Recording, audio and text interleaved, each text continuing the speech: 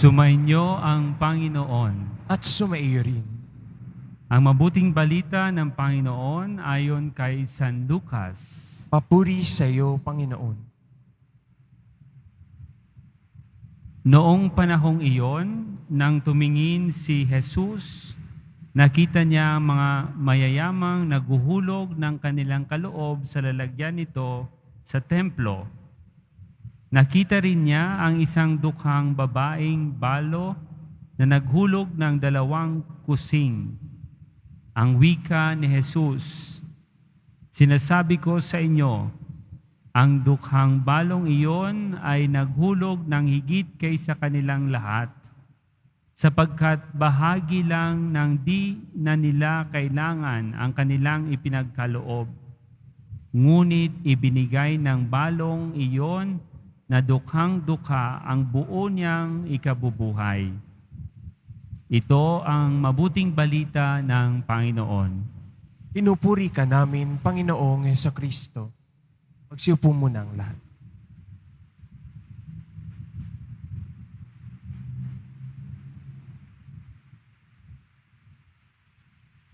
Good morning po sa inyong lahat. At kayo po ay malugod nating binabati at tinatanggap sa Minor Basilica at National Shrine of the Black Nazarene. At sa natatanging paraan, tayo po ay bumabati at nagpapasalamat sa pakikisa sa ating misa ng ating bisitang pari. Nakikidaan literal sapagkat siya at ang kanyang pamilyang nandito ay galing pa sa Bicol, sa Legazpi. Let us welcome Father Andrew De Vera from Legazpi. Palakpakan po natin si Father Andrew. Siya ay naka-assign ngayon sa seminaryo sa Mater Salutis. Sabi niya, as in fresh from biyahe pa sila. Kahapon pa ng tanghali sila umalis ng Bicol, 1:00. At ngayon dumiretso sila dito, siyempre bago mamili sa Divisoria. No? Makikimisa muna dito. Alam nyo, it was really a beautiful way to begin this day. Napakaganda ng simula ng araw kong ito. Sabi ni Father Andrew, nung nakita ko siya sa bihisan, kayo po ba ay young clergy? Sabi ko, hindi ko alam kung ako ay young clergy pa. Sabi ko, ako ay 15 years na. Mukha lang po pala kayong bata. Wow. Father, magmerienda ka muna bago umalis. Alam mo ninyo, kung minsan, diyan natin tinitignan ang isang tao. No? Hindi naman mawawala yun. Kaya hindi ko alam kung kayo ay nabati na kuminsan, ilang taong ka na, mukha ka palang, akala nila mukha kang bata, mukha kang single. Alam mo ninyo, pang naghahanap ng trabaho, yan kuminsan ang ating tinitignan, pinagbabasihan. Ilang taon, anong kasarian, saan nakatapos ng pag-aaral. Nung ako po ay nagbigay ng retreat sa UAE, noong nakaraang Oktubre, nung kami ay namamasyal, may nabasa akong isang guideline. Dinala ako sa isang pasyalan at may nakalagay na POD. Kung tayo sa Pilipinas, may tinatawag tayong PWD. Ang ibig sabihin, persons with disability. Iba ang tawag nila doon sa mga kapatid nating mayroong challenge sa kanilang kalusugan, sa kanilang katawan. Hindi PWD. Ang tawag sa kanila ay POD. People of Determination. Nakita niyo yung pagkakaiba ng pagtingin. Dito ang tingin natin sa kanila, may kapansanan. Pero doon ang tingin sa kanila, may kakayahan. Determinasyon. Sa ating unang pagbasa, narinig natin kung paano pinili ng hari ang mga 4 na Israelita. Ayon sa kanilang kagisigan, katawan, mukha, edad. Ngunit sa ating ebanghelyo, binago ni Kristo ang pananaw sa pagpili ng tunay na dakila. Nakita niya ang mga mayayaman, naghuhulog, nagbibigay ng donasyon sa templo.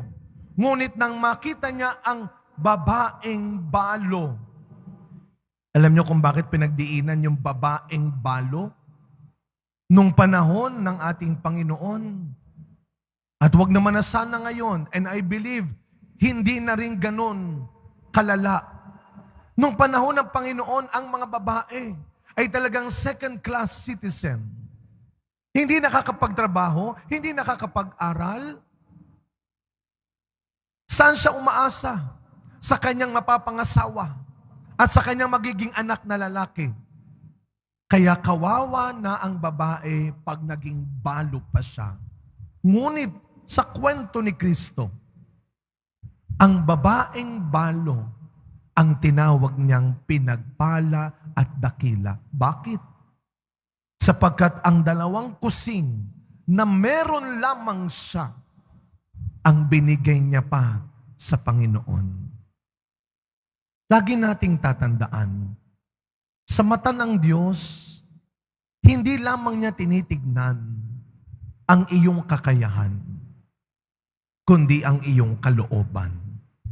Sa paglilingkod, hindi sapat. Sinasabi ko pong hindi sapat, dahil hindi ko sinasabing hindi importante.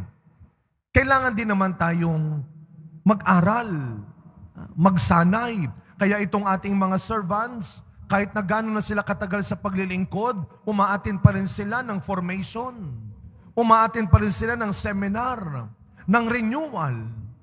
Kailangan nating, na hanggat tayo nabubuhay, tinutulungan ng sarili natin na umunlad pa.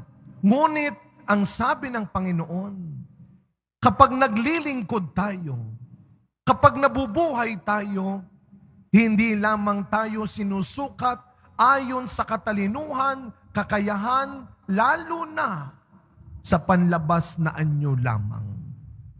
Higit sa lahat, sa ating kalooban. Hindi kung magkano lang ang binigay, kundi kung paano ka nagbigay. Sa pagpapatuloy na misa natin, mga kapatid, patapos na po ang taon ng kalendaryo ng simbahan, patapos na ang taon ng kalendaryo sa loob ng inyong bahay. Sana bago matapos ang taon na ito, maibigay natin sa Panginoon ang isang tapat na paglilingkod sa pamilya, sa kapwa, nang hindi lamang ayon sa iyong kayamanan, katalinuhan, ni sa iyong itsura lamang. Ngunit, ialay natin sa Panginoon ang isang sariling may mabuti at magandang kalooban. Amen.